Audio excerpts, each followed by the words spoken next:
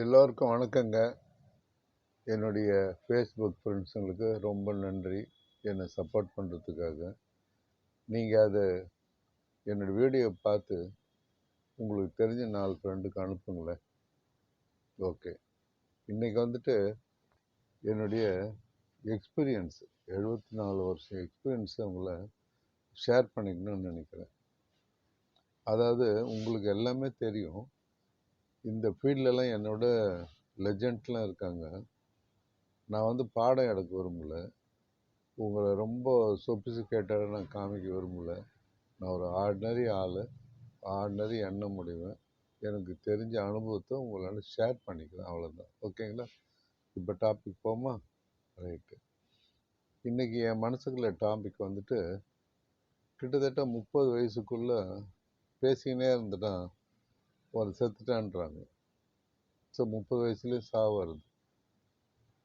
அது 30லேருந்து ரிட்டையர்ட் ஆகிறான் இல்லையா மனுஷன், ரிட்டையர்டு ஆகிறதுக்குள்ளே செத்து போயிடும். இது ஒரு செக்ஷன். ரிட்டையர்டு ஆகிட்ட பிறகு அவனும் செத்து போயிடும், ஒரு 60க்கு மேலே சேர்ப்பான். ஸோ இந்த டெத்து குரூப் வந்து 3 டெத்து குரூப்பாக பிரிச்சுட்டு, ஒன்று 30 வயசுக்குள்ளே இருந்தால் முக்கால்வாசி நோய்கள் தான் இருக்கும். இன்ஃபெக்ஷன், ஒரு fungal infection, bacterial infection, viral infection, இது மாதிரி தொத்து வியாதிங்க வந்து தான் அந்த 30 வயசில் இருப்பாங்க.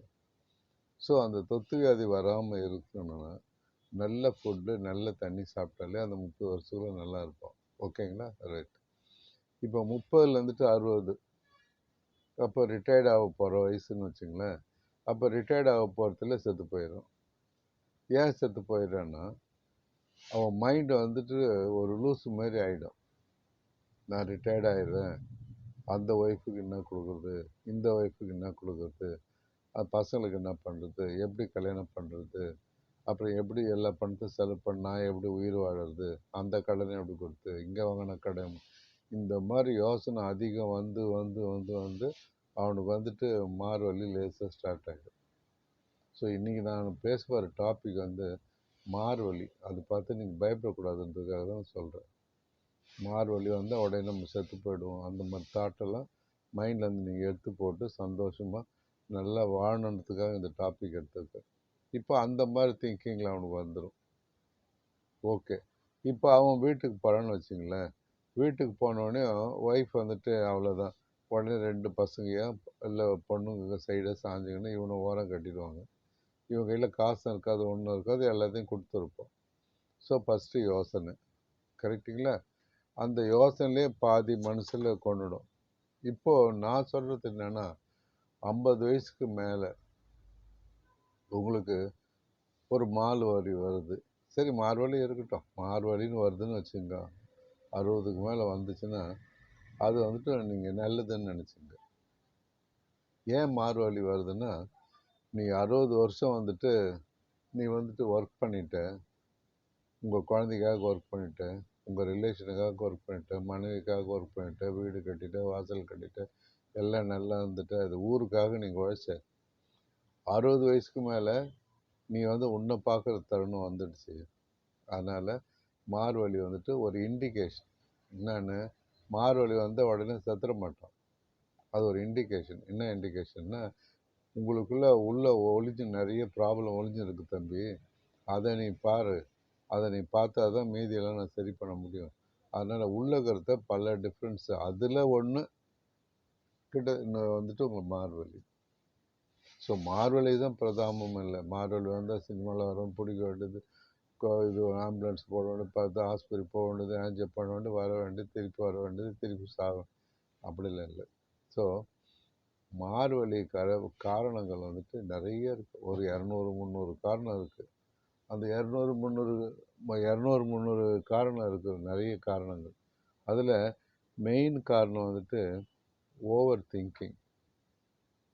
ஓவர் திங்கிங்னா இல்லாத பொல்லாத வீணாக திங்க் பண்ணி பண்ணி பண்ணி மூளையை குழப்பறது. அப்படி வருவானா, இப்படி வருவானா, இப்படி செய்வானா, அப்படி செய்வானா, அப்படின்னு சொல்ல பல குழப்பமான எனக்கு நீங்கள் குழம்புறது இல்லாமல் மீதி பேரையும் குழப்பி விடுறது. இல்லாத இருப்பது போல் நினைப்பது, அவனுக்கு நம்மளை தான் பேசுறதுன்னு சொல்லிட்டு மன சிதறல். ஸோ இந்த மாதிரி வந்துடும். அந்த ஓவர் திங்கிங்கில். இதனால மார்வலி வரும். இந்த மார்வலிக்கும் ஹார்ட் அட்டாக்கும் சம்மந்தமும் கிடையாது. புரியுதுங்களா? ரைட்டு. நெட்டை வந்துட்டு நிறைய சாப்பிடுவீங்க. நிறைய சாப்பிட்டு கம்முன்னு தூங்கிடுங்க. அந்த 60 வயசு மேலே தான். அப்புறம் அதில் ரொம்ப அது கொழுப்பு நிறைய வந்துடும். கொழுப்பு வந்துட்ட பிறகு அது வந்துட்டு ஹார்ட் அட்டாக் வருதுமா பார்ப்பாங்க. அப்புறம் லேக் ஆஃப் எக்ஸசைஸ் கம்மியாக இருப்பீங்க. அதே மாதிரி ஃபுட்டு வந்து சரியாக சாப்பிட மாட்டீங்க. அவங்க ஏதோ ரிட்டையர்ட் ஆகிட்டு ஏதோ சாப்பாடு கொடுப்பாங்க, அதை சாப்பிட்டு கம்முன்னு தூங்கிட்டு ஒரு பேப்பர் படிச்சுன்னு இருப்பீங்க, இல்லை டிவி பார்ப்பீங்க. இதுதான் உங்கள் கதை. பட் உங்கள் எண்ணங்கள் வந்துட்டு சந்தோஷமாக வந்துட்டு மனைவி எட்டணும், அப்படி ட்ராவல் மாதிரி பண்ணிட்டு வரணும், ஒரு ஹோட்டலில் தங்கணும், அவங்க ரிலேஷன் போடணும், எங்கள் அம்மா வீட்டுக்கு போகணும், எங்கள் அப்பா வீட்டுக்கு, இதெல்லாம் இருக்கும். எல்லாம் செத்துடும் ரிட்டையர்ட் ஆகிட்ட பிறகு. ஒன்றும் பண்ண முடியாது. அதனால் இந்த செஸ்ட் பெயின் வர்றதுக்கு 2000 காரணம் இல்லை, 200 காரணம் இல்லை, 300 காரணம் எது வேணால் இருக்கலாம். இருந்தாலும் நீங்கள் ரிட்டையர்ட் ஆன உள்ள போனோடனே கரெக்டாக 3 வருஷத்துக்கு ஒரு மாஸ்டர் செக்கப் கம்ப்ளீட்டாக பண்ணிக்கோங்க. பண்ணிவிட்டு இந்த மாஸ்டர் செக்கப்பில் வந்துட்டு உங்களுக்கு என்ன ப்ராப்ளம் இருக்குதோ அதை ரெடிஃபை பண்ணிக்கோங்க. ஏன்னா அந்த ரெக்டிஃபை பண்ணால் தான் உங்கள் செஸ்ட் பெயின் வரும். அந்த 200 காரணத்தில் வந்துட்டு மார்வலி, இந்த ஹார்ட் ப்ராப்ளம் இருக்குது ஒன்று. ஸோ இதை மட்டும் நீங்கள் பார்க்காதீங்க. இதை பார்த்துட்டு சப்போஸ் உங்களுக்கு டயபெட்டிஸ் இருக்குது, சப்போஸ் உங்களுக்கு பிபி இருக்குது, சப்போஸ் உங்களுக்கு மென்டல் ஸ்டோரிஸ் இருக்குது, சப்போஸ் உங்களுக்கு சிரோசிஸ் இருக்குது, இல்லை லிவர் ஃபெயிலியர் இருக்குது, கிட்னியில் வந்து நெஃப்ரைட்டிஸ்க்கு 2 கிழி வந்துட்டு வேஸ்ட் ஆகி போச்சு, மூத்திரப்பையில் ப்ராப்ளம் இருக்குது, மூத்திரம் சரியாக வர மாட்டேங்குது, ரத்த அணுக்கள் குறைவாயிடுச்சு, நடக்க முடியல, நரம்பெல்லாம் வந்துட்டு உப்பி போச்சு, நியூரைட்டிஸ் மாதிரி வந்துடுச்சு, அது நடக்க முடியல, கால் பாதம் கூசுது, காலை வைக்க முடியல, இது மாதிரி சொல்லிக்கிட்டே அடுக்கிக்கினே போகலாம். இந்த காரணத்தில் நீங்கள் சரி பண்ணணும். டயபெட்டிஸ் சரி பண்ணால் மார்வலி போயிடும் போகுது, லிவரை சரி பண்ணால் மார்வலி போயிடும், மூளையை சரி பண்ணால் மார்வலி போயிடும். அதே மாதிரி நர்வு வீக்னஸ் சரி பண்ணால் போயிடும். இது மாதிரி எந்தெந்த நோய் இருக்குதோ அந்தந்த நோய்க்கு சரியான காரணத்தை கண்டுபிடிச்சி அதுக்கு பணம் மார்வலி வந்துடும். ஓகேங்களா? இப்போ மார்வலி வந்துடுச்சு, இதெல்லாம் விட்டுடுங்க. ஸோ மார்வலி வர்றது நல்லது. ஏன் நல்லதுன்னா, இவ்வளோ நாள் நீங்கள் உழைச்சிங்க, இன்னும் நீ 20 வருஷம் உயிராக இருக்கணும்ப்பா, அதனால் இதை ஒழுங்காக செக் பண்ணிக்க, ஊடுன்னு அழுவாத, நீ கொஞ்சம் செக்கப் பண்ணி உடம்ப காப்பாற்றிக்கோ அப்படின்னு ஒரு ஃபைனல் இண்டிகேஷன். இது ஃபஸ்ட் அண்ட் லாஸ்ட் இண்டிகேஷன். இந்த மாதிரி மாலி வரும்போது இதெல்லாம் நீ பார்க்கல கொள்ளலைன்னா உன் கதை முடிஞ்சது, அவ்வளோதான். நீ அதில் ஒரு தியாகம் பண்ணணும், எங்கே போவேன் ஏது போவேன். இந்த காடை நம்புகிறாங்க ஜனங்க. இந்த காடெல்லாம் வேஸ்ட்டு, அட்டர் வேஸ்ட்டு. காடை வச்சுருப்போம், அங்கே போய் ஆப்ரேஷன் பண்ணி முடிச்சிட்ட பிறகு 6 லட்சம் கட்டுங்க, ஆஃபீஸில் கூப்பிட்றானுவாங்க. அப்போ அவனை காடை போய் கேட்டால், இது இன்னும் 2 வருஷம் தான், அது வரைக்கும் நீ பணத்தை கட்டிட்டு போய் அப்புறமா கிளைம் பண்ணிக்க அப்படின்னு. எவனையும் நம்பாதீங்க, நீங்கள் உங்களையே நம்புங்க. எனக்கு ஒன்றும் வராது, எது வந்தாலும் என்ன என் மைண்ட் என்னை காப்பாற்றும், என் எண்ணங்கள் என்னை காப்பாற்றும் அப்படின்னு சொல்லி உங்களுக்குள்ளே நினச்சிக்கினே இருக்கணும். டாக்டர் ஒன்று காப்பாற்றுறாரு, ஒய்ஃப் வந்து காப்பாற்றுறவங்க, பிள்ளைங்க வந்து காப்பாற்றுறதுலாம் தண்டம், வேஸ்ட்டு. நினைப்பு தான். உங்களாண்ட இருக்கிற பணத்துக்கும் உங்களாண்ட பணம் போயிடுச்சுன்னா யூஆர் நத்திங், வேஸ்ட் பேப்பர் தான். அதனால் இப்போ மார்வலிக்கு வந்துடும் பழையபடி. இப்போ மார்வலி ஏன் வருது? மார்வலின்னா ஹார்ட்டுக்கும் அட்டாக்கும் மார்வலிக்கும் என்ன அப்படின்னு நான் ஏற்கனவே சொன்னேன். மார்வலின்றது உனக்கு ஃபைனல் வார்னிங்.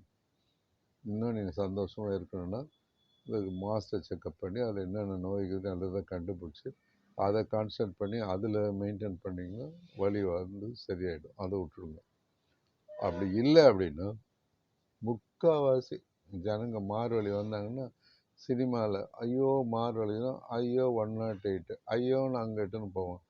போய் நின்ன உடனே அவன் வந்து செக் பண்ணுறான்னா அவன் என்ன பண்ணுவான் தம்மனுங்களா, ஒரு இசிஜி எடுப்பான். இசிஜி எடுத்த உடனே ஒரு டாக்டர்கிட்ட போகும்போது அல்லோ இந்த இசிஜி நல்லா எடுக்கலப்பா அப்படின்னும். திருப்பி 2வது இசிஜி எடுக்கணும்னு வச்சுக்கோங்க, இசிஜியில் எந்த பிரயோஜனமும் இல்லையே அப்படின்னும். இன்னொரு 3வது இசிஜி எடுக்கணும்னு வச்சுக்கோங்க, ஐயோ இது வந்துட்டு வந்து கம்ப்யூட்டரைஸ்ட் இசிஜி நல்லா இருக்குமா. கடைசி ஃபைனல் ஒரு டாக்டர் சொல்லுவாங்க, இசிஜிக்கும் உங்கள் ஹார்ட் அட்டாக்குக்கும் சம்மந்தம் இல்லை, மார்வலிக்கும் சம்மந்தம் இல்லை, எதுக்கு இசிஜி எடுக்கிறீங்க, அதுக்கு பதிலாக எக்கோ எடுத்துட்டு வாங்கன்னு சொல்லிட்டு போயிடுவோம். அப்புறம் எக்கோ எடுத்த உடனேயுமா அங்கே வந்து கரண்ட்டு ஃபெயிலியர் ஆகிடும். அப்போ அது ஒரு தப்பாக காமிக்கும். ஸோ அவர் சொல்லுவார், எக்கோவில் இது மாதிரி ஏதோ பிரச்சனை இருக்குது, அதனால நீங்கள் நான் சொல்கிறது மாறு வலிக்காக சொல்கிறேன். ஹார்ட் அட்டாக்கை பற்றி பேசலை. ஹார்ட் அட்டாக் 8 மணிக்கு வந்தால் 8:05க்கு நீங்கள் அவுட்டு, அதை பற்றி நான் பேசலை. ஹார்ட் சம்மந்தமான மாறு வலிக்கு சொல்லினுங்க. அவர் அதை எடுப்பார். அப்புறம் எக்கோ கார்டியோகிராஃபி எடுத்துன்னு இன்னொரு டாக்டர் போனோம். எக்கோ கார்டியோகிராஃபிலாம் வேஸ்ட்டுங்க, அந்த காலத்தில் வந்து நீங்கள் ஒரு ஆஞ்சியோகிராம் எடுத்து பாருங்கள், நான் சொல்கிற இடத்துல தான் நீங்கள் எடுக்கணும். ஏன்னா அவன் சொல்கிற இடத்துல ஏன்னா அவனுக்கு 2000 கிடைக்கும் லாபம். அதனால் அவன் சொல்கிற இடத்துல போய் எடுக்கணும். அங்கே போய் அவங்க எடுத்தவொடனே எக்கோ கார்டியோகிராம் அவன் கொடுத்துருவான். இடத்துல என்ன சொல்கிறான், நான் என்ன நெக்ஸ்ட்டு நான் சொன்னால் ஒரு கலச சொம்பு பார்த்துக்கிறேன். அந்த கலச கொம்பில் நூலை சுற்றி இருப்பாங்க. நூலை சுற்றிட்டு அதுக்கு மேலே மாங்காய் இலையும் ஒரு தேங்காயையும் வைப்பாங்க. அந்த கலச சொம்பில் எப்படி நூல் சுற்றி இருக்கோ அந்த கலச சொம்பு தான் ஹார்ட்டு. இந்த நூலை 4 இடத்துல சுற்றி இருக்காங்க பார்த்தீங்களா, அதுதான் ஹார்ட்டுக்கு ரத்த சப்ளை. இதில் எங்கன்னா ஒரு பிளாக் இருக்கும், எங்கன்னா ஒரு இங்கி மாதிரி பட்டிருக்கும். ஸோ அது இங்கி பட்டதுனால அந்த கலசம் வந்து வேஸ்ட் ஆகிடும்னு சொல்ல முடியாது. அந்த ஹார்ட் வேஸ்ட் ஆகிடும், நீ சீக்கிரம் செத்து போயிடும். அது பாட்டுனா அது இருக்கட்டும். அது மாதிரி அவ்வளோ நூலில் எதனா ஒரு நூலத்தில் பிளாக் இருக்க தான் செய்யும். உலகத்தில் இருக்கிற பெரிய பெரிய டாக்டர், ஹார்ட் டாக்டர், கண்ணு டாக்டர், மூட்டு டாக்டர், தொண்டு டாக்டர், எலும்பு டாக்டர், என்ன டாக்டர் வந்தாலும் அந்த ஓல்டேஜ் ப்ராசஸில் எல்லாம் கண் எப்படி தெரியாமல் போயிடுதோ, எப்படி கால் வீக் ஆகுதோ, அதே மாதிரி ஹார்ட்லேயும் பிளாக் வரும். ஸோ கிட்டத்தட்ட 10 பிளாக் கூட நம்ம பார்த்துருக்குறோம். அது 7 பிளாக்கும் பார்த்துருக்கோன்னா 7 பிளாக் கூட உயிரோடு சந்தோஷமாக பார்த்துட்டு இருக்கேன் நான். அதனால் ஒரு பிளாக் வந்துருச்சுனாலும் இந்த பிளாக் இருக்குது, இங்கே பாருங்கள் அடைப்பு உள்ளே போல் அது போல் அப்படின்னு சொல்கிறது, அது ஆஞ்சியோகிராம் பண்ணி ஆஞ்சியோபிளாஸ்டிக் பண்ணி பைபாஸ் சர்ஜரி பண்ணுவோம். ஆஞ்சியோபிளாஸ்டிக் இல்லைன்னா பைபாஸ்ன்றோம் ஒரே போட்டு. அதுக்கு 8 லட்சம் ஆகணும். உனக்கு இதை பார்க்கணும் அப்படின்னா அதுக்கு வந்து 6.5 லட்சம் ஆகும். 3 பிளாக் இருக்குதுன்னு. இது எப்படின்னா பஞ்சர் கடையில் போகிற மாதிரி, நம்ம கண் எதிர்க்க ஒரு ஊசியில் நம்ம குத்திருப்போம், பஞ்சரை போட்டுட்டு வரணும், டீ சாப்பிட்றதுக்கு போகிறதுக்குள்ளே அவன் சொல்லுவான் 4 பஞ்சர் இருந்துச்சுங்க, 4 ஒட்டினோம், இதுக்கு பணத்தை கொடுக்குன்ற மாதிரி. ஒரு பிளாக்கில் 4 பிளாக் போட்டோனாங்க, அந்த 3 பிளாக் வந்து 6 லட்சம் கட்டணும். நான் சொல்லிட்டு இதயத்தினால வர மாறுவலியும் அதில் ஏற்படும் உபத்திரவங்களும் பற்றி என்னோடய அனுபவம் பேசுகிறேன், உங்களுக்கு கிளாஸ் எடுக்கல, என்னோடய உபத்திரவம். அவர் அங்கே போய்ட்டுவார். இப்போ நீங்கள் வந்துட்டு என்ன பண்ணுறான், நீங்கள் கோயம்புத்தூரில் ஐ+ன்னு ஒரு டிவி கம்பெனி வச்சுக்கிறோம், உங்களுக்கெல்லாம் தெரியும்னு நினைக்கிறேன். அந்த ஐ+ டிவி கம்பெனி பேரை போல்டாக ரெக்கார்ட் பண்ணுறான். என் டிவியை வாங்கினீங்கன்னா 3 வருஷத்துக்கு எதுவானாலும் நான் உனக்கு மாற்றி தரேன்றான். நம்பர் 1. அந்த டிவியை மேலேருந்து தூக்கி போடுறோம், இந்த மாதிரி தூக்கி போட்டு உடஞ்சாலும் மாற்றி தரேன்றான். இல்லை தண்டரில் எல்லாம் இடி மின்னல் எதனா வந்துடும், எலக்ட்ரிக்கல் ஷாக்கர்ஸ் எதனா போயிட்டாலும் உங்களை மாற்றி தரேன்னு சொல்லி போல்டாக சொல்கிறான். இன்றைக்கி தமிழ்நாட்டிலே அந்த ஐ+ இந்த டிவி அவனுடைய பேச்சுக்காக வியாபாரம் நம்பர் 1 ஆகிடுச்சு. மெயின் டிவியோடு அவனது நல்ல வியாபாரம் பிக்கப் ஆகிடுச்சு. அது மாதிரி எந்த டாக்டரும் இங்கே பிறக்கலை, தம்பி நான் ஸ்டண்ட்டு போடுறேன், நீ 30 வயசு வரைக்கும் இருப்பேன், 90 வயசு வரைக்கும் இருப்பேன், உனக்கு ஒன்றும் வராது அப்படின்னு சொல்லிட்டு எனக்கு கேரண்டி கொடுக்க மாட்டான். அந்த ஸ்டண்ட்டு போடுற இடத்துலையே ஸ்டண்ட்டு வெளியே போயிட்டு உண்டு, லீக் ஆகிறதும் உண்டு, அது சொல்ல மாட்டான். ஸ்டண்ட்டு போடணுன்னு உடஞ்சிரும், அதையும் சொல்ல மாட்டான். ஸ்டண்ட்டு போனவுடனே வந்து தானாகவே கழண்டு எங்கன்னா போயிடும், அதையும் சொல்ல மாட்டாங்க. ஸ்டண்ட்டு போட்டால் திருப்பி ஸ்டண்ட்டு போடணும், அதையும் சொல்ல மாட்டாங்க. இது மாதிரி ஸ்டண்ட்டு போடணும், ஒரு 4 லட்சம் வாங்கின்னு போயிட்டு கேரண்டியே கிடையாது. ஒரு சின்ன ஐ+ டிவி ஒன்றுமே இல்லை, அது கொடுக்குறான் கேரண்டி, 3 வருஷம் நான் எது வேணால் மாற்றி தரேன். உனக்கு அப்படியே ஸ்டண்ட்டு எதனா உடஞ்சிச்சா, நான் போன ஸ்டண்ட்டில் ரிப்பேர் இருக்குதா, நான் உனக்கு வேறு ஸ்டண்ட்டு ஃப்ரீயாக போட்டு தரேன்னா அப்படியும் சொல்ல முடியல. ஏன்னா இந்த மாதிரி டாக்டருங்கெல்லாம் கொத்தடிமை மாதிரி பெரிய பெரிய ஆஸ்பத்திரியில் போய் வேலை செய்கிறானுங்க. ஸோ அந்த ஆஸ்பத்திரி ஓனர் என்ன சொல்கிறானோ அதுதான் இவங்க கேட்டாகணும். இவன் யார் வந்தாலும் போடணும், அப்போ தான் காசு, இல்லைன்னா அவனை வேலையிலேருந்து எடுத்துகிட்டு ஆர்டினரி கிளினிக் போய் வச்சுக்கப்போன்னு சொல்லிவிடுவாங்க. இது பிஸ்னஸ் ஆகிப்போச்சு. அதனால் எதுக்கு அந்த கல்யாணம் கடமை. இப்போ ஆர்ட் வந்துட்டு வழியை மட்டும் சொல்கிறோம் கேட்டுங்க. சப்போஸ் அங்கே போடுறோம், ஸ்டண்ட்டை போட்டு வீட்டுக்கு வந்தோடனையும் ஒரு 10 மாத்திரையை கொடுத்துருவானுங்க. 10 மாத்திரை கொடுத்து நீ எப்படி சாப்பிடணும், எத்தனை நாளைக்கு வரணும், எப்படி வரணும், யாரை பார்க்கணும், எதுக்கு பார்க்கணும், உனக்கு வந்தால் என்ன செய்யணும், எதுவும் சொல்ல மாட்டாங்க. இவன் வந்தான் பாரு, நான் ஸ்டண்ட்டு போட்டேன்னு மாத்திரை அவன் இஷ்டம் போல் சாப்பிட்டுன்னு இருப்பான். 5 வருஷம் 6 வருஷம் 7 வருஷம் 8 வருஷம் சாப்பிடுவான்.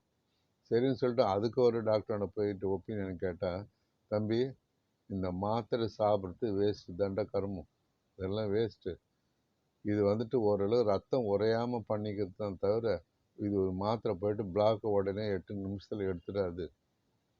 அந்த செஸ்ட் பெயின் வந்துட்டு அந்த ஆன்ஜைனான்னுவாங்க, மசில்ஸ்க்கு வந்து கொஞ்சம் ரத்த சப்ளை போகும், அவ்வளோதான் தவிர இந்த மாத்திரை பார்த்தெல்லாம் வேஸ்ட்டு. நீங்கள் நினைக்கிறீங்க இந்த மாத்திரை சாப்பிட்டாலும் செஸ்ட் பெயின் வராதுன்னு. இந்த மாத்திரைக்கும் நீங்கள் சாப்பிட்றதுக்கும் சம்மந்தமே கிடையாது. அதனால் நீங்கள் மாத்திரை சாப்பிட்றத விட்டு நல்லா நீங்கள் கொஞ்சம் மைண்டு மாற்றிக்கணும் அப்படின்னு சொல்கிறோம்.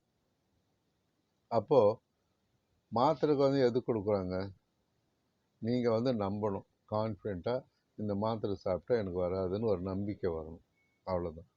இப்போ நான் சொல்கிற சின்ன சின்ன வழிகளை நீங்கள் கடைப்பிடிச்சிங்கன்னா உங்களுக்கு 100% மார்வலியும் வராது, ரெண்டாவது உங்களுக்கு ஹார்ட் அட்டாக்கும் வராது. என்னுடைய அனுபவத்தில் சொல்கிறேன். இப்போ உதாரணமாக ஒரு ஸ்டோரி சொல்கிறேன் கேளுங்க. இப்போ கண்ணாடி பாட்டில், ஒரு சின்ன கண்ணாடி பாட்டிலில் கலராக தர்மாக்குலர் இருக்குல்ல, சிவப்பு கலர், பச்சை கலர், நீல கலர், அந்த மாதிரி தர்மாக்குலர் உள்ளே விட்டுட்டு ஆட்டிங்கன்னா எப்படி இருக்கும், அந்த கண்ணாடி உள்ள கலராக ஆடும். நீங்கள் தண்ணியை ஊற்றி எப்படி ஆட்டினாலும் ஆடும். ஓகேங்களா? வச்சு லெசன் தான், இதுதான் பாடம். அது மாதிரி அந்த கண்ணாடி பார்ட்டு தான் ஆற்று உள்ளுகிற வெசல்ஸு, எல்லா தமணிகள், அதுக்கு போகிற வந்துட்டு ஆர்ட்ரிஸ்னுவாங்களே, அதுதான் பாட்டில் தான் அந்த ஆர்ட்ரிஸ். இது வரைக்கும் புரிஞ்சுங்களா? இப்போ நீங்கள் குளுக்குறீங்கல்ல, அதுதான் நடக்கிறது. நீங்கள் நடந்தால் தான் அந்த கலர் பாட்டிலாம் மேலேயும் கீழேயும் போயிட்டு வந்து ஆக்டிவாக இருக்கும். நீங்கள் அதை குளுக்கில் சப்போஸ் நீங்கள் எக்ஸசைஸ் பண்ணலை அப்படின்னா அந்த கலர் பாட்டில் அங்கங்கே தங்கிடும், அப்படி கீழே அடியில் தங்கிடும். இது வரைக்கும் புரிஞ்சுங்களா? இது ஃபஸ்ட்டு மெத்தட். அது ஆகமத்தில் நீங்கள் உள்ள ஆக்டிவ் செல்லு நம்ம நல்லா இருக்கணும் கொள்ளணும் அப்படின்னா நீங்கள் ஒரு மினிமம் ஒரு 10 நிமிஷமோ 5 நிமிஷமாவது ஏஞ்சி தியானம் பண்ணணும். இது எக்ஸசைஸ் பண்ணாலே போதும், இப்போ நடந்தாலே போதும், வீட்டுக்குள்ளே ஒரு 10 ஸ்டெப் எடுத்து வந்தாலே போதும். அதுக்கு உள்ளே போயிட்டு எக்ஸசைஸ் பண்ணணும், அது பண்ணணும் அப்படின்லாம் யாரும் சொல்லலை உங்களுக்கு, ஓகேவா? அதனால் வந்துட்டு எக்ஸசைஸ் பண்ணணும். இப்போ என்ன ஒன்றா, இப்போ நீங்கள் வந்து ஒரு ஏதோ நினைக்கிறீங்க, தவறுதலாக நினைக்கிறீங்க, நம்ம இப்படி ஆகிட்டோமே, வேலையிலேருந்து எடுத்துட்டாங்களே, ஒய்ஃபு நமக்கு சாப்பாடு போடலையே, பையன் நம்மளை விட்டுட்டு போயிட்டானே, பொண்ணுக்கு விட்டுட்டு போயிட்டாங்களே, நம்ம பசி எடுக்குது, நம்மளை ஒன்றும் பண்ண முடியல, இது மாதிரி தாட்டு வந்து நினைப்ப வரும். வர வர வர என்ன ஆகும்னா, இப்போ அந்த உள்ள நான் சொன்னேன்ல ஒரு பாட்டில் தர்மாக்குள்னு, எதனா ஒரு கலர் வந்துட்டு இந்த நெருஞ்சி காய் இருக்கு இல்லையா, அந்த மாதிரி ஆகிடும். எதனா ஒரு கலர், வெள்ளை கலரோ சிவப்பு கலரோ உள்ளே வந்து கிட்டத்தட்ட 246 அந்த கலர்ஃபுல் தர்மாக்குள் இருக்குது. அது பேர் செல்லுன்னுவாங்க. உங்கள் பாணியில் சொல்லப்போனால் பாடம் எடுக்கலை, ஆர்பிசி, டபிள்யூபிசி, பிளேட்லெட்டு, பேசஃபில்ஸு, மெகலோபிளாஸ்ட் 1 and 2 அந்த மாதிரி செல்லுங்க வந்துட்டு நிறைய உள்ளே இருக்கிறதுனால அதில் எதனா ஒரு செல்லு வந்துட்டு நெருஞ்சி காரமே ஆகிடும். ஆயிட்டு என்ன பண்ணும், அது மூவ் பண்ணும்போது அந்த பாட்டில் ஓரத்தில் கீரல் மாதிரி விட்டுடும். ஸோ அந்த வெசல் உள்ள அந்த கீரல் வரும். இந்த எல்லாமே ஆகாது, எது நீங்கள் ஆச்சோ எதனா ஒன்று ஆச்சோ அது இது போயிடும், அது கீரல் விழும். கீரல் விழ விழ வேறு கலர் மாதிரி இருக்கு இல்லையா, உங்களுக்கு தர்மாக்குள் சின்ன சின்னதாக, அது அதில் போய் ஒட்டிக்கும். அது பேர் தான் ப்ளக்குன்னுவாங்க. அது மேலே மேலே மேலே ஒட்டின்னு போய்கினே இருக்கும். ஆனால் நல்லா கேட்டுங்க, கடவுளோட வரப்பிரசாதம் என்னென்னா, அந்த ஒட்டினே இருக்கிறது இன்னொரு வெசலில் தூக்கின்னு தான் பெருசாக்கினே போகும் தவிர கம்ப்ளீட்டாக கல் அடைக்கிற மாதிரி அடிச்சிடாது. அந்த ஒரு குண்டூசி போகிற அளவுக்கு மேலே கேப் இருக்கும், அது வழியாக ரத்தம் போய்கினே இருக்கும். அது பேர் தான் ப்ளக்கு. பிளாக்குன்னா அந்த ப்ளக் வந்து பெருசாக இருக்கும், ஒரு 5 சென்டிமீட்டர் 10 சென்டிமீட்டர் பெருசாக இருக்கும். அது யூஸ்வலாக நம்ம கத்தி போயிட்டு சுரண்டி எடுக்கிற மாதிரி தான் எடுக்க வேண்டியிருக்கும். அந்த இடத்துல தான் இவங்க என்ன பண்ணுவாங்க, அந்த பிளாக்கை கீழே அழுத்திடுவாங்க. ஏன்னா விட்டா மேலே வளர்ந்துன்னு போயின்னே இருக்கும், மேலே போயிட்டு அந்த வாழை தோட்டத்துக்குள்ள ஒரு சின்ன குறுக்குள்ள இருக்கும். இப்போ அந்த பிளாக் என்ன பண்ணுவாங்கன்னா, அந்த ப்ளக்கை ஒரு ஸ்டண்ட்டு போட்டு அந்த பிளாக்கே கீழே அழுத்தி விட்ருவாங்க. கீழே அழுத்தி விட்டு உள்ளே வந்து அது உள்ள ரத்தம் போகிற மாதிரி பண்ணிவிடுவாங்க. இது பேர் தான் ஸ்டண்ட். இந்த ஸ்டண்ட்டில் 1000 ஸ்டண்ட் இருக்குது. கண்ணு உள்ள லென்ஸ் வைக்கிற மாதிரி, ஐஓஎல் வைக்கிற மாதிரி இதுக்கு ஒரு ரேட்டு இருக்குது. அது ரேட்டு அது பண்ணி கொடுப்பாங்க. அது கூட ரேட்டாக நமக்கு தெரியாது. சரி காஸ்ட்லி ஸ்டண்ட்டை எங்கள் அப்பா உயிராக இருக்கணும்னு சொல்லிட்டு ஒரு 6 லட்சம் 7 லட்சத்தில் வைன்னு சொல்லிட்டு வச்சுக்குவாங்க. சரி ஸ்டண்ட்டு வைக்கிற டாக்டர் வந்துட்டு, அப்பா நான் ஸ்டண்ட்டு வச்சுட்டேன், உங்கள் அப்பா சாக மாட்டார், உங்களுக்கு ஹார்ட் அட்டாக்லாம் வராது, செஸ்ட் பெயினே வராது, இதோட சூப்பர் மேன் அப்படின்னும் சொல்ல மாட்டான். அந்த தைரியமும் இல்லை. ரெண்டாவது ஸ்டண்ட்டு வச்சுக்கிறது நான் சரியாக வைக்கல, உடச்சிக்கலாம், அதனால் வந்தால் என்னை பாருன்னா அப்படியும் சொல்ல மாட்டான். ஸ்டண்ட்டில் எதனா ப்ராப்ளம்னா வேறு ஸ்டண்ட்டு நான் ஃப்ரீயாக வைக்கிறேன், சார்ஜெல்லாம் ஃப்ரீன்னா அதையும் சொல்ல மாட்டேன். ஸோ ஸ்டண்ட்டு விட்டாச்சு, வீட்டுக்கு வந்துட்டார். வீட்டுக்கு வந்து லிஸ்ட்டு வந்தோன்னா ஒரு 10 மாத்திரையை கொடுத்துருவானுங்க. 10 மாத்திரை சாப்பிட்டுன்னு கிடன்னு. நீ மற்ற மாத்திரை சாப்பிட்டுனே தான் கிடக்கணும். அப்புறம் என்ன பண்ணுறது? என்னுடைய டீச்சிங் என்னென்னா, உங்களுக்கு 60 வயசு வந்துச்சுன்னா 2 தான். ஒன்று ஆஸ்பத்திரியில் போய் மாத்திரை சாப்பிட்டு அப்படியே ஒரு கேட்டகரிக்கிறேன். ஒரு நாள் மாத்திரை சாப்பிடலாம் உயிரே போகிற மாதிரி ஆஸ்பத்திரி ஃபைல் மட்டும் ஒரு லாரியில் ஏற்றின்னு வரலாம். அவ்வளோ ஃபைல் எடுத்துன்னு வந்து பார்க்குற ஜனமும் இருக்கும். சின்னதுன்னு வந்தால் கூட போதும். என்னுடைய கணிப்பு என்னென்னா, உனக்கு எது வந்தாலும் நீ மண்டையை போட மாட்ட. நீ வந்து உனக்கு செஸ்ட் பெயின் வருதுன்னா நீ செத்துற மாட்ட. ஈரல் ஃபெயிலியர் ஆகுதுன்னா சாக மாட்டேன்.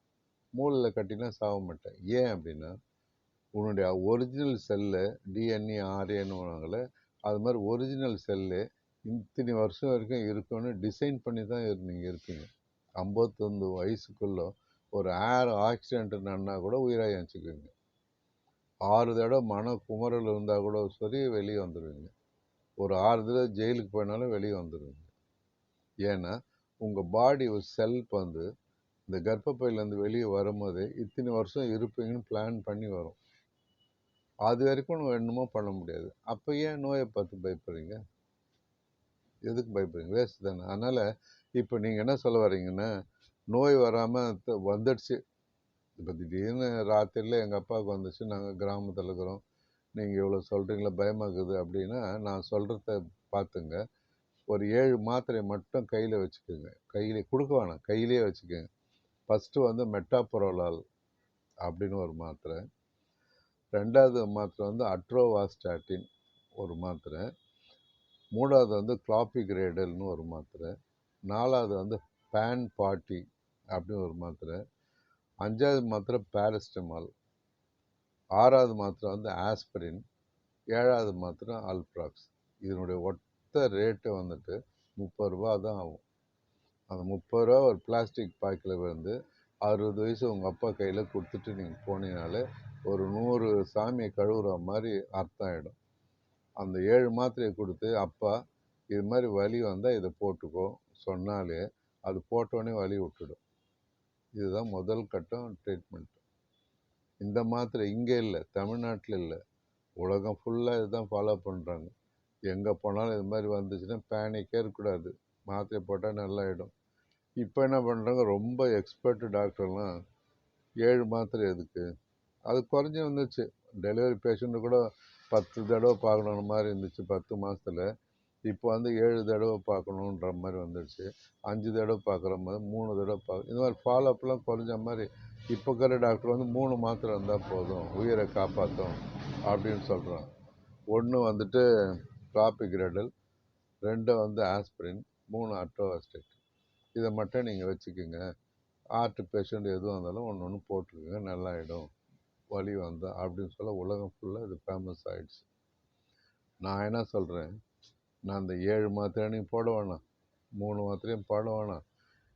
மனுஷன் வந்துட்டு, இந்திய மனுஷன் வந்துட்டு 65 வயசு வரைக்கும் உயிராக இருப்பான். அவனுடைய லிமிட் அவ்வளோதான். 65க்கு மேலே நீ உயிராக்குறான்னா கடவுள் இன்னும் 20 வருஷத்துக்கு வச்சுருக்காரு. ஏன்னா அவனுங்க சொல்கிற, தம்பி நீ 60 வயசு சாவலைன்னா நீ 80 வயசுக்கும் இருப்ப, உன்னோட உடம்புல இருக்கிற செல்லுன்றாங்களா, அந்த செல்லை 80 வயசுக்கு நான் படிச்சுக்கிறேன், அது வரைக்கும் ஹாப்பிமாக சந்தோஷமாக 60 வயசுக்கு மேலே. அப்போ என்ன சார் நான் பண்ணுறது அப்படின்னா, இப்போ நான் சொல்கிறத மட்டும் அமைதியாக கேளுங்க. என்ன அப்படின்னா, நைட்டு படுக்கும் போதுட்டு, கடவுளே என்னை வந்து காலையிலேருந்து சாயங்காலம் வரைக்கும் நல்லா உயிரோடு வச்சிங்க, ரொம்ப நன்றி. அதே மாதிரி நாளைக்கு நீங்கள் வச்சுங்க, நான் எதனா தப்பு பண்ண மன்னிச்சிடுங்க அப்படின்னு சொல்லிட்டு உங்கள் நரம்பு செல்லோடு உங்களுடைய இதுவெல்லாம் அறிக்கை கொடுத்துருங்க. ஃபஸ்ட்டு பண்ணணும். ஃபஸ்ட்டு நல்ல எண்ணங்களை விதைக்கணும். கெட்ட எண்ணம் வைக்கக்கூடாது. அவன் கெட்டவன், இவன் கெட்டவன், அவன் என்னை இப்படி மறைச்சி பார்க்குறான், நான் அவனை மறைச்சி பார்க்குறான், அவன் மண்ணை சேர்க்குறான், இவன் மண்ணை சேர்க்குறோன்னு கட்டளை வந்து சேர்ப்பான். அதுக்காக நீ ஒன்றும் பண்ண முடியாது. போலீஸை வந்து ஒன்றும் பண்ண முடியாது. எல்லாம் டம்மி தான். அதனால் நல்ல எண்ணங்களை விதைச்சி நல்லா நம்ம வந்து குளிர்ந்த நீரில் குடிச்சு ஒரு நல்ல பாலில் 2 சொட்டு டயபெட்டிஸ் தான் கூட 2 சொட்டு தேனை விட்டுன்னு கொரட்டை விட்டு தூங்கிடுவீங்க. அப்போது நெக்ஸ்ட்டு வந்துட்டு நல்ல எண்ணங்கள் வரும்போது கூடவே நல்ல தூக்கம் வந்துடும். தூக்கம் வந்துட்டு ஒரு 2000 மாத்திரைக்கு சமம். உடம்புல என்னென்னலாம் நோய் இருக்கோ அதெல்லாம் சரி பண்ணக்கூடிய மாத்திரை தூக்கம் தான். தூக்கம் உங்களுக்கு எப்போ உள்ளியோ அப்போ செஸ்ட் பெயின் வந்துடும். அப்போ தூக்கத்தை நீங்கள் கவனம் செலுத்துனா தூக்கம் வந்துச்சுன்னா போயிடும். ஓகேங்களா? நல்ல தூக்கம். அதே மாதிரி நான் சொல்கிறது 100 வயசு வரைக்கும் நீங்கள் 60 வயசு வாங்கிட்டாலும் என்ன நோய் இருந்தாலும் பரவாயில்ல, இதை ஃபாலோ பண்ணால் 100 வயசுக்கு கண்டிப்பாக இருப்பீங்க. காலையில் வந்து எர்லியாக எழுந்துக்கணும். ஒரு 5 மணிக்கெலாம் எழுந்துக்கணும். எழுந்தால் என்ன ஆகும்னா, நீங்கள் சாப்பிட்டீங்களே காலையிலேருந்து, அதுலேருந்து எல்லாம் வந்துட்டு உள்ளே இருக்கிற முக்கியமான உயிர் வாழ முடிய ஹார்மோன்ஸுன்னு இருக்கும். மூளை வேலை செய்யறதுக்கு ஒரு ஹார்மோனு, ஹார்ட் வேலை செய்யறதுக்கு ஒரு ஹார்மோனு, தைராய்டு வேலை செய்யறதுக்கு ஹார்மோனு, கர்ப்பப்பை வேலை செய்யறதுக்கு ஒரு ஹார்மோனு, வந்து பேன்க்ரியாஸ் செய்யறதுக்கு ஒரு ஹார்மோனு, கிட்னி வேலை செய்யறதுக்கு ஹார்மோன். இந்த ஹார்மோன்ஸ் எல்லாம் இருக்கும். எங்கே இருக்கும்? அந்தந்த இடத்துல இருக்கும். ஆனால் காலையில் எழுந்தோடனே வேலை செய்ய ஆரம்பிச்சு. வேலை செய்யணும்னா அந்தந்த ஹார்மோன் வந்துட்டு ஒரு ஹார்மோனும் 1 கோடி ரூபாய். அப்போ அத்தனை ஹார்மோனை நீ எப்படி உற்பத்தி பண்ண முடியும்? அதனால் காலையில் எழுந்தாலே அது வேலை செய்ய ஆக்டிவேட் ஆகிடும். இன்ஆக்டிவேட்டாக இருக்கலாம், ஆக்டிவேட் ஆகிடும். அப்படியே மொல்லமாக ஒரு பொடி நடை 1/2 hour நடந்துட்டு போயிட்டு வந்தீங்கன்னா அந்த ஆக்டிவேட் ஆனது ஒர்க் பண்ண ஆரம்பிச்சிடும்.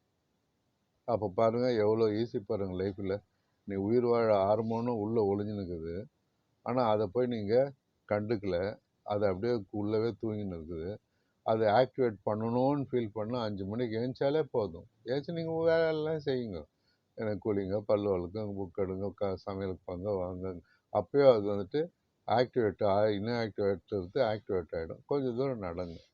ஒரு 1/2 hour நடங்க, இல்லை 1 hour நடங்க. உங்களுக்கு எப்படி வசதியே முடியல, ஒரு மழை வருது, வெளியில் போக முடியல, உள்ள ஹாலிலேயே ஒரு 5 ரவுண்டு 6 ரவுண்டு, இல்லை மொட்டை மாடியில் போயிட்டு ஒரு 5 ரவுண்டு 6 ரவுண்டு அடிங்க. அது ஆக்டிவேட் ஆகிட்டு உங்களை காப்பாற்றும். அதை பார்த்துட்டு வந்தோடனையும் ஒரு நல்ல ஃபுட்டுன்னா 1 கிலோ கறி, 1 கிலோ மீன், 1 கிலோ சிக்கன், எக்கு, அது இது அதெல்லாம் நல்ல ஃபுட்டு இல்லை. சரி விகித உணவு சாப்பிடணும் டெய்லி. நான் சொல்கிறது 65 வயசுலேருந்து 100 வயசு உயிராக இருக்கணும்னு ஆசைப்பட்டீங்கன்னா ஒரு சரி விகித உணவு சாப்பிட்ணும். அது கொஞ்சம் ஸ்ட்ரெயின் பண்ணணும். நீயே தான் ஸ்ட்ரெயின் பண்ணணும். என்ன சரி விகித உணவில் உனக்கு ஏஜுக்கு என்னென்ன மாதிரி எவ்வளோ சரி விகித உணவு வேணும் அப்படின்னு சொல்லிட்டு சரி விகித உணவு என்னன்னு ஒன்றும் தெரியல. என்ன சார் சரி விகித உணவுன்னு அப்படின்னு உணவு தனியாக பேக்கெட்டுக்கு சொல்லி வாங்கி சாப்பிடும். அப்படிலாம் இல்லை. சரி உணவுன்னா சிபிஓ, அதாவதுன்னா கார்போஹைட்ரேட் உனக்கு எவ்வளோ வேணுமோ அவ்வளோ, புரோட்டீன் உனக்கு எவ்வளோ வேணுமோ அவ்வளோ, ஆயில் அதாவது ஃபேட். இந்த 3ம் உங்கள் ஏஜுக்கு ஏற்ற மாதிரி, உங்களுக்கு வெயிட்டுக்கு ஏற்ற மாதிரி எவ்வளோ கலோரி நான் சாப்பிடணும் அப்படின்னு நீங்கள் நெட்டில் கேட்டிங்கன்னா அவ்வளோ கலோரின்னு வந்துடும்.